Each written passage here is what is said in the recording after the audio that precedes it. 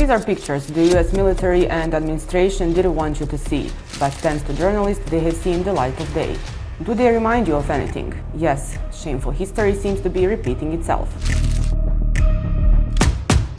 Of the latest and most brutal Israeli attacks on Palestinians, the outrageous behavior of Israeli soldiers towards Palestinian prisoners has come into focus, which is increasingly reminiscent of the behavior of certain American soldiers during the invasion of Iraq.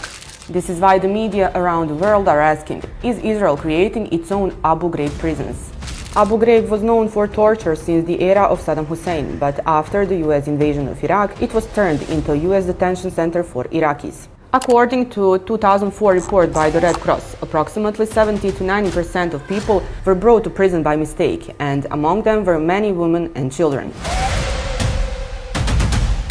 In January 2004, US military police officer Joseph Darby, later called a whistleblower, exposed military investigators the sickening photos of the abuse of Iraqi prisoners at Abu Ghraib. In April of the same year, the CBS News got hold of the photos, and then all their brutality came to light. The violence, which included beatings, sexual abuse and humiliation, took place in the period from October to December 2003, and one official beating of a prisoner to death was also recorded.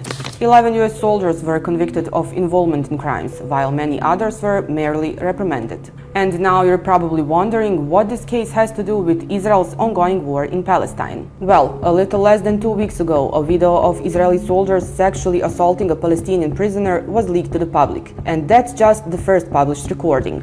How many other cases like this were there that we don't know about? Other Palestinian survivors have shared their brutal experiences in Israeli prisons, but as in the case of Abu Ghraib, many survivors are not ready to speak publicly due to fear.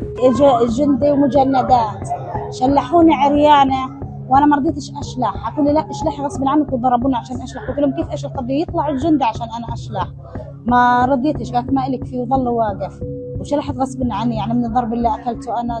بضربوا الشباب بكسروا القفص الصدري تبعهم، يعني ضرب مش طبيعي، بكسر وتكسير، كلاب بخلي الكلب يبول عليك ويوسخ عليك، فيش رحمه ما فيش رحمه. استخدموا معنا جميع انواع التعذيب، كانوا يجيبوا لنا طريقه الكلاب، كانوا يجيبوا لنا غاز الفلفل، يرشوا علينا غاز الفلفل، كانوا يتعاملوا معنا باللا انسانيه، باللا انسانيه. Although Israeli officials refuse and even justify rape, להמשיך כרגיל, להכניס מקל לרקטום של בן אדם זה לגיטימי? כן, אם הוא נוח'בה הכל לגיטימי לעשות. אוקיי, הכל, הכל.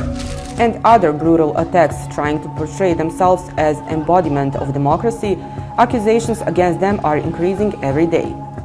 And the reaction of representatives of the world's democratic superpowers to crimes is almost non-existent.